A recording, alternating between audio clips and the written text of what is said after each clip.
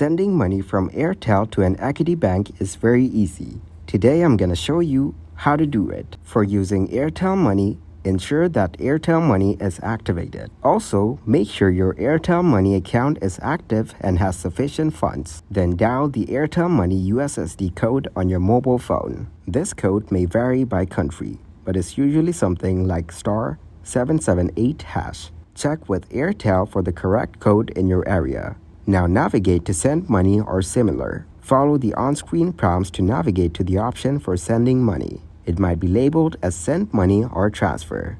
Then select Equity Bank. Choose the option for sending money to a bank, and then select Equity Bank as the recipient bank. And enter Equity Bank account details. Enter the recipient's Equity Bank account details, including their account number. You may also need to provide other required information. You can also enter the amount. Specify the amount you want to send. Now confirm the transaction. Review the details of the transaction and confirm when prompted. After that, enter Airtel Money PIN. You may be asked to enter your Airtel Money PIN to authenticate the transaction.